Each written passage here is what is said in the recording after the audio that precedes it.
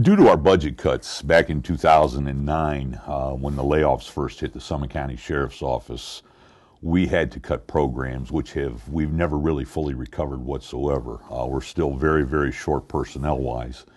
So we had to cut hours in the jail for inmate visitations, for preachers. First of all, we have a group called the Ministry of the Broken Chains Ministry, and they do a fantastic job in-house.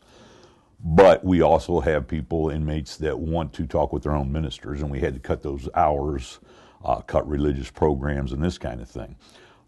We usually have about 650 inmates a day.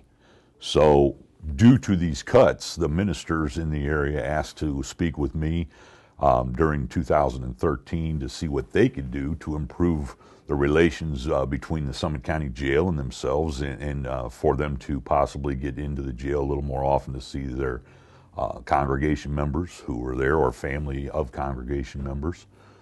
Due to this, I assigned two of our supervisors, Sergeant Samantha Walker and Sergeant Antonio Williamson, to a special detail for a while, community-related detail, to assist Sergeant Mike Walsh in community relations, focusing on the area churches, religious leaders, and organizations to better assist the inmates because of our situation of personnel shortages and financial cutbacks.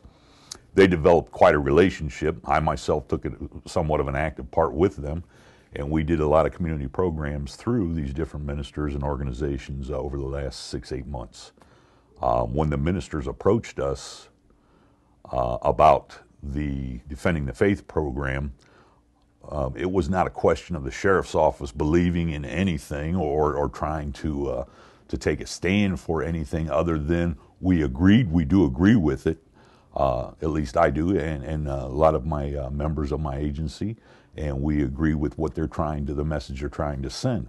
One of those underlying messages that people possibly don't understand due to the criticism I've heard in the last 48 hours is that they're standing up for what they believe in, and that is following their Lord as a minister.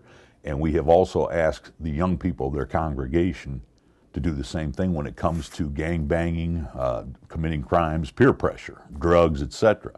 So they're trying to show that they're standing up, even though it is a mock situation of us arresting them, as has happened in biblical times when people were arrested for believing, etc. The underlying message here is also that you have to go against the crowd sometimes and stand up for what's right, and this is what we're trying to present as well as their message to the young people in their congregation, as well as the young people throughout the community, that you do not have to follow the crowd.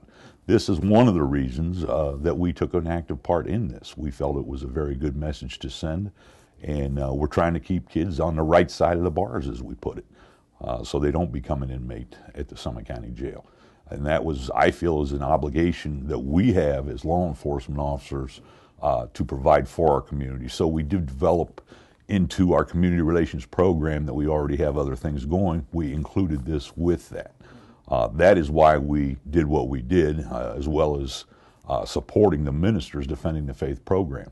So it was very much a community-oriented program for us to become involved in for that reason as well.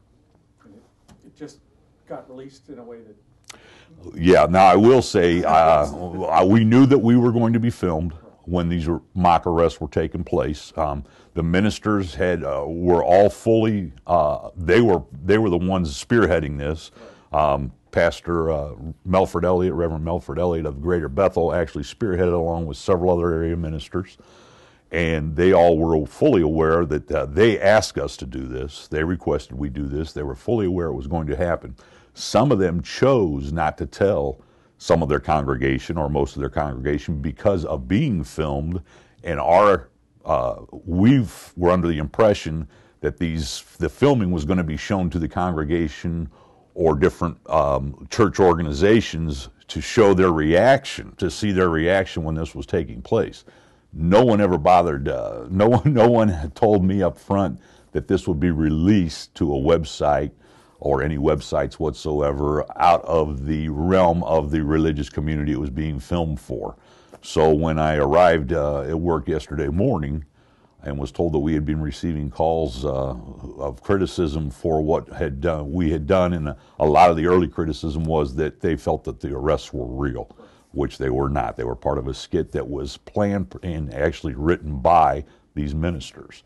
But once again, we participated fully. We support what they're trying to do. And once again, the message is clear that it's not only for adults to defend their faith, but for these young people to stand up and say, I'm not going to be a gangbanger, I'm not going to do the drugs or the crimes that other people in my community might want me to do. And we felt like, again, as a law enforcement organization, we have an obligation, a moral and ethical obligation, to try to help our young people stay on the right side of the bars. And in law enforcement, you're always trying to find a way to connect with the community, and always. And the church is trying to do the same thing. The church is trying to do the same thing. So, trying to support what they're doing, because they are trying to connect and trying to have the people do the right thing. How they do it is through the church, and that's up to them. We're trying to do as law enforcement in conjunction with the church, and we do support the program. We were proud to be a part of it. We certainly would have provided our own caption or disclaimer had we known it was going to be released on a national level or anything like that. We had no idea whatsoever that was going to happen.